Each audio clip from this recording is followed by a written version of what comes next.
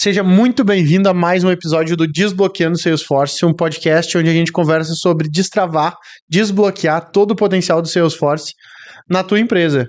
E junto aqui comigo está o Ariel Salesforce. E aí, Ariel, belezinha? Fala, Dala, beleza? Nosso especialista, expert em Salesforce aí, responsável por gerar milhões de faturamento para muitas empresas.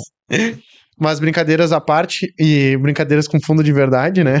Nesse episódio a gente vai conversar sobre estratégias essenciais de migração de dados para uma migração de dados bem sucedida para dentro do Salesforce. É um ponto bem sensível essa migração de dados, de tudo que a gente conversa e sempre vem essa questão da sensibilidade, de perder dado, não perder dado. E eu queria saber, Ariel, como é que num primeiro momento, quando a gente vai fazer essa migração de dados, como é que uma empresa pode se preparar para esse momento que pode ser de crise ou pode ser de sucesso, né? Então, eu quero fazer só um parênteses aí que realmente a gente tá vendo muito, assim, na nossa experiência ali como consultoria, em muitos casos mesmo, assim, né? É uma dor bem representativa aí nos clientes que adotam o Salesforce, estão nesse processo de migração para o Salesforce e tem muitas dúvidas, né? De como que eu vou migrar os meus dados do meu sistema antigo para o Salesforce, como que eu faço isso da melhor forma, como que eu não perco a informação, né? Então, tudo isso é bem relevante, né? A gente conseguir planejar bem, entender bem como fazer essa migração para que não impacte negativamente na empresa. Sim. E como que a gente se prepara para esse momento, que planejamento que a gente pode ter, assim, na base teórica, né? Antes da gente partir para uma prática, assim. Boa. Como é que a SR se prepara para esse momento? Boa. Exato. Assim, nós na SR a gente tem vários processos já estabelecidos de diagnóstico, até a gente estava falando em outros momentos sobre integração, que está um pouco próximo disso, né? Também a gente tem alguns passos que a gente executa internamente como consultoria, né? Para a gente conduzir o nosso cliente a uma migração de sucesso. O primeiro passo é a gente analisar os dados, como que eles estão hoje, o as is, né, que chama, como que os dados estão hoje e como que a gente consegue transcrever isso para dentro do Salesforce. A gente tem que fazer essa tradução, sabe? Tem muitos CRMs ou outros sistemas que têm termos diferentes, os dados são armazenados de forma diferente, dados de cliente, dados de contrato, dados de leads, e aí a gente transferir isso para dentro do Salesforce. Quando a gente fala do Salesforce, eu tenho possibilidade de cadastro de leads, de contatos, de contas, de oportunidades, de cotações, de pedidos, de contratos. Então, fazer essa tradução, entender qual dado colocar em qual objeto dentro do Salesforce é super relevante, né, para uma estratégia de sucesso. E o que mais, Ariel? Quais são os outros passos, além dessa parte de análise? Quais são os outros passos, assim, que é importante que vocês analisam ali e se preparam? Como é que dá essa preparação ali para esse momento de sucesso ou crise? Boa. Depois que a gente fez esse diagnóstico, mapeou, né, e conseguiu entender os objetos, os dados ali que a gente precisa migrar para o CRM, normalmente o que a gente faz é entender alguns outros pontos-chave para a gente escolher qual ferramenta. Aí eu acho que depois a gente até pode aprofundar em quais ferramentas, possibilidades, porque no Salesforce eu consigo pensar de cabeça umas 5, 6 formas diferentes aí já de migrar dados para dentro do Salesforce, tá? Sim. A gente avalia muito essa questão, principalmente o volume de dados, né? Qual o Eu ia te volume de perguntar dados? se muda a ferramenta conforme o volume de dados. Muda. Até eu posso dar alguns exemplos, tá? Já conectando com algumas ferramentas. Por exemplo, na Salesforce já tem por padrão, via tela, interface mesmo no browser, tu fazer. É um assistente de importação de dados. Então, daqui a pouco, às vezes, as empresas, o pessoal acha que precisa ter uma baita integração para fazer tudo funcionar. Óbvio que a integração é o ideal. Mas a gente consegue começar com MVP, fazendo alguma carga de dados. Então, se tu exporta os dados do teu CRM antigo para o novo do Salesforce, basta uma carga de dados via CSV, planilha Excel, a gente consegue. E aí, então, tu exporta do teu CRM essa planilha de dados e vai no assistente de importação lá do Salesforce e sobe essa base de dados. E aí, tu consegue automaticamente, inclusive, ele consegue mapear isso para os objetos, né, para as colunas e tudo mais. Então eu consigo, por exemplo, se eu quero fazer o cadastro do lead, eu tenho o campo do nome, e-mail, telefone e tudo mais, ele já consegue identificar pela minha planilha com o nome e o respectivo campo do objeto no Salesforce. Para preencher ali. Isso. E se ele não identifica, daí tu consegue definir, né? Por exemplo, eu tenho uma diferença que é e-mail pessoal e e-mail profissional.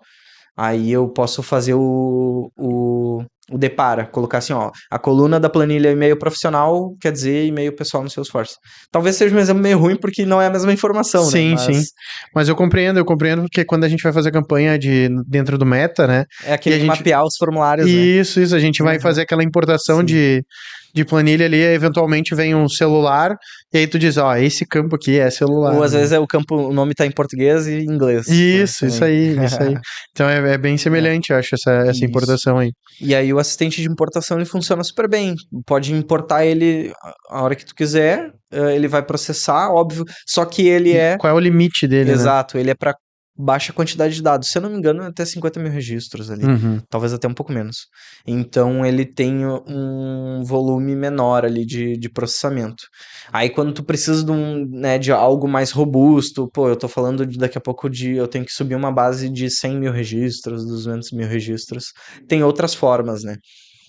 Eu consigo, ainda pela parte do browser, sem ter outras aplicações externas, a gente consegue ainda por um plugin chamado o Salesforce Inspector. É um plugin bem bacana que desenvolvedores de Salesforce já estão bem habituados a utilizar. Que a gente consegue fazer cargas também, daí grandes cargas até de arquivos ali, algumas dezenas, centenas de milhares de registros. A gente consegue então fazer essa carga pelo plugin, subindo arquivo CSV, planilha, Excel também. Mesma questão de mapeamento das colunas e tal. E aí ele processa em lotes, por isso que ele tem uma carga maior ali de processamento que o assistente não tem. Só que ele também é suscetível, ele fica consumindo memória do teu navegador, daqui a pouco se o navegador trava ali, ele também trava o processamento, então ele tem algumas fragilidades, vamos dizer Sim. assim, né? Uma terceira alternativa também, que é o Salesforce Data Loader, que é um aplicativo desktop, onde tu baixa ele, até pelo próprio Salesforce tem um link lá para baixar. Então tu baixa o Data Loader, e aí ali sim tu consegue processar bastante, um volume bem significativo de dados, de registros. Ele atende em grande escala, assim, só que ele é local. Ele também tem suas fragilidades, né? Ele é um software que está rodando em uma máquina local. Então, se o teu computador desligar, vai interromper o processamento no meio e talvez tu tenha muito retrabalho aí, né? Uhum. Mas ele já é um passo, ele já atende para vários quesitos ali, várias situações. E aí quando a gente fala no suprassumo, digamos assim, o que é o ideal, né, o cenário ideal, é daí utilizando integração via API. A integração via API é o melhor, é o que tem mais resiliência, né, Sim. e mais escalabilidade. Porque quando eu faço a integração por API, eu consigo fazer a integração por API normal e API de bulk, né, a API de inserção de manipulação de dados em lote, em Uhum. massa. Então, quando eu faço a integração por API, eu estou falando de um servidor que está na nuvem, então ele tem redundância, ele tem resiliência e tudo mais. Então, cara, ele não fica sujeito ao meu computador desligar, né? Então, Entendi. ele tem um nível de segurança bem legal, de estabilidade, né? E aí, quando a gente está falando de milhões de registros, né? Centenas de milhões, dezenas de milhões, a gente usa as APIs de bulk, né? Que são as APIs aí de processamento em lote. Então, tu sobe uma carga gigantesca de dados para lá, manda uma base de dados de uma vez, ele vai particionar isso em lotes e vai começar a processar em background ali. Sim. No fundo ali no servidor, ele vai estar processando. E esse daí é o que é o mais performático, é o que mais O menos chance de perda menos chance de erro. perda. E Isso. deixa eu te perguntar, nesse processo, por exemplo, tu citou ali a questão da extensão ali do navegador, tu citou também a parte lá do... Vamos tirar, eu vou excluir dessa pergunta o via browser lá, que tem uma certa limitação Uhum, de informação para subir, né? uhum. Mas ali a questão da extensão do navegador e o próprio, como é que é o nome do desktop? Do que tu usa no É o desktop? data loader. Data loader. Esses dois que a gente depende ali de um processamento de um computador, por exemplo, que a qualquer momento ele pode desligar, faltou luz ou qualquer outra coisa diferente disso, tá? Uhum. Caso ele esteja subindo essas duas ferramentas, elas estejam subindo esses dados para dentro do Salesforce e a gente, bom, por algum motivo deu pau, travou ali a máquina. Para eu subir novamente, eu corro o risco de, tá, beleza, deu pau, quando ligou de novo, eu vou botar para subir de novo. Ele ter algum tipo de duplicação de dados dentro do Salesforce ou não? Uhum. Tem cenários que pode acontecer, sim. Isso é comum. Tem um. Tem um formato, depende ainda do formato que tu tá subindo os dados ali. Quando tu faz em lote, ele comita, vou dizer assim, que ele grava de verdade, ele registra aquele dado quando termina o lote. Uhum. Então, daqui a pouco, eu executei já 3 lotes de 200 lotes que estavam sendo processados e aí falhou alguma coisa.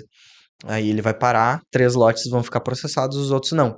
E aí, dependendo da carga que tu tá fazendo, se não tem uma tratativa de fazer um upsearch, que é um termo mais técnico para dizer update or insert, que é, né, Sim, atualizar ou atualiza ou incluir. Aham. Então, se esse registro não existe ainda, inclui ele, insere ele, e se não, atualiza. Mas isso daí depende de uma chave, aí vai depender da qualidade do teu dado, qual é a chave daquele cliente para poder dizer que ele já existe ou não na base, Entendi. CPF, RG, o que que é? É o nome, o e-mail? O nome é muito sensível. Sim. Tem o João da Silva, quantos João da Silva não tem? Então, começa a ficar complexo e pode gerar, e tem grandes chances de dar problema. De duplicar tudo. Isso. Até trazendo, não sei se dá pra falar, tem um case de uma integração, assim, de uma forma de talvez como não fazer, que a gente pegou de um cliente que ele estava com dificuldades de integrações, na parte de integração de dados, e eles estavam fazendo, era uma integração automatizada já, era automatizada, mas não era via API. Era automatizada com o data loader. Uhum. Então o data loader ia lá e ele tinha uns scripts que rodava o data loader e aí todo dia, no final do dia, ele puxava os dados de uma base e mandava pro Salesforce via data loader. Pode ter atendido eles por algum tempo, assim, mas isso é muito frágil. Né, é muito frágil. Eles colocaram esse data loader num servidor e ficou lá. Mas assim, dava muito problema, sabe? Dava muito problema, constantemente tinha informação faltando no Salesforce, porque às vezes tinha instabilidade no servidor, ele não conectava, e aí, por ser um aplicativo desktop, ele não tava muito. Ele não tratava bem essa questão ali de falhas.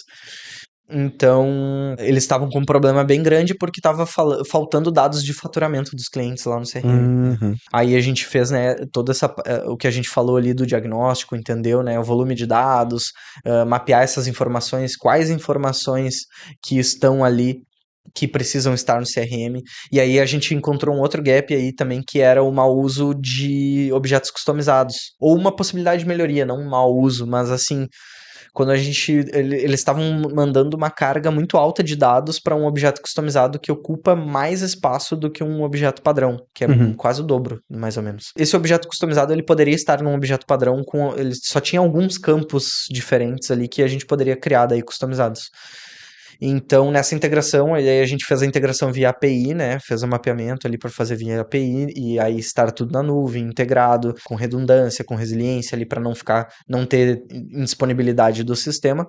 E aí, já de quebra também, a gente já resolveu o problema de armazenamento, né? Porque como ele estava com um volume muito alto de dados armazenados naquele objeto, eles estouraram o limite da org, né? De storage lá. Entendi. Na tua experiência, que tipo de problema nessa migração de dados você já enfrentou com algum cliente? Que foi um desafio, assim, e que tu precisou fazer teste ali para poder validar se ia dar tudo certo mesmo ou não, antes de fazer essa migração efetiva? É bem comum esse que eu falei, né, o case anterior ali, aquele caso de usar o data loader, mas, né, já foi explicado. Um outro bem comum também é na questão de validar que tu conseguiu fazer o mapeamento correto do sistema, do CRM anterior para o novo. Por exemplo, a gente teve um case num cliente nosso que utilizava o Pipefy como CRM. O Pipefy, não sei se ele é exatamente um CRM ou se ele foi adaptado nesse caso, para trabalhar como um CRM. Mas ali no Pipefy eles tinham o lead e o contrato. Então ele era um lead, depois evoluía e virava um contrato. Só que o contrato, ele tinha os dados do cliente e tinha os dados do contrato propriamente dito.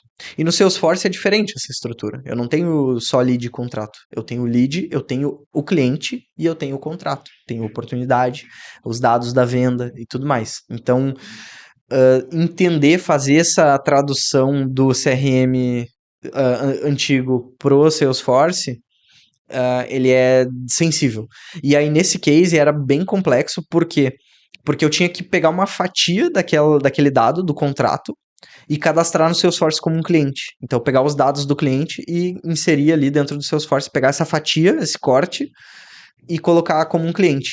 E aí eu vincular e pegar outra fatia, antes ainda, né? Pegar outra fatia e colocar no contrato. e vincular esses dois. Qual o cliente é daquele contrato? Entendeu? Então isso gerou uma complexidade grande para o cliente. Até eu participei, eu tive que me envolver diretamente nessa conversa para dar um direcionamento. E ali a gente usou alguns mecanismos que se chama de external IDs ali no Salesforce, que são alguns IDs de referência que eu consigo dizer que, cara, essa linha do contrato do Pipefy que tem os dados do cliente, elas vão entrar no account e ela se refere a essa linha, a essa outro pedaço da linha que é referente ao contrato que tá nesse contrato aqui do Salesforce, e aí linkar o contrato com o cliente no Salesforce. Parece complexo, porque é algo que viria, por exemplo, quando a gente exporta no CSV, ele viria junto ali, um dado... Sim, exato. Quando a gente fala, quando a estrutura é semelhante, é fácil de fazer carga. Por exemplo, o lead, eu vou mandar só direcionar a coluna. Eu tenho o lead, eu tenho o nome, vamos pensar no cenário. Eu tenho no meu CRM antigo o lead que tem nome, e-mail e telefone. E eu tenho no Salesforce Lead o nome, e-mail e telefone. É só pegar essa planilha e subir ali, via Wizard mesmo, tá feito. Pronto. Agora tem os cenários diferentes, que é esse aí, o contrato que eu tenho os dados do cliente no contrato, não tem em outro lugar. Então eu tenho que pegar uma fatia daquela planilha e botar num objeto do Salesforce e pegar outra fatia e botar no outro objeto e fazer com que ele relacione um com o outro da forma certa. Né? Qual é o contrato daquele cliente? Corretinho. E aí, para isso pode, se mal feito, pode dar muito problema. Então, também um dos direcionamentos que a gente deu e uma prática que a gente faz é de garantir isso em ambientes de teste de homologação. Pegar o ideal mesmo, o ideal é a gente tem um termo que se chama, tem as sandboxes, né, do Salesforce, que são ambientes de desenvolvimento, ambientes de teste ali, que são ambientes seguros ali, onde tu pode... Não é a produção. Tu faz não onde é tu o faz produtivo. Sim, é o protótipo ali do negócio, é a validação. É a cozinha, né? É a cozinha ali do restaurante. E aí, então... E aí tu faz esse teste ali nesse ambiente. Isso, e tem tipos de sandbox. Tem uma sandbox de desenvolvimento, eu até não vou entrar muito no detalhe de todas, mas tem uma que é bem legal, que é a full copy. Para esses casos de migração é bem importante ser uma full copy, quando a gente vai manipular dados ali dentro do Salesforce. Que a full copy, ela é uma cópia fiel da produção com todos os dados. Então ela pega os dados de produção e bota num ambiente de homologação onde tu pode validar. Entendi. Então tu consegue simular um cenário de produção no ambiente de homologação. Entendi. Interessante, assim, Isso, e daí nesse caso a gente sugeriu, então, né, fazer bastante testes, né, no ambiente de homologação, fazer essa carga, pegar do Pipefy e mandar para o Salesforce e validar isso nas telas, nos leads, nos contratos, nos clientes, ver se a migração funcionou, né, se foi feita a conexão correta entre os dados, e aí deu tudo certo e... Sim, porque depois, imagina, eu passei por uma experiência ruim de uma migração de CRM uma vez na minha imobiliária. E a gente fez a migração de um CRM para outro, e aí, na hora me prometeram, maravilha, não, um puxa tudo lá do outro, vem certinho ali os dados e tal. Prometendo coisa. Aí a gente, quando migrou, cara, pensa, eram mais de 400 imóveis naquele caso ali, eram mais de 400 imóveis, e eu tô falando de 400, a gente tá falando de 50 mil ou mais, né, às vezes milhões de leads ali sendo migrados pro Salesforce. E ele perdeu toda a formatação de texto, do texto dos anúncios, ele perdeu toda a formatação de texto. Então ele entrou com texto, tipo, colou, sabe, na vírgula ali, então não tinha mais espaço entre as palavras, e aí eu tive que ajustar na mão mais de 400 imóveis, sabe?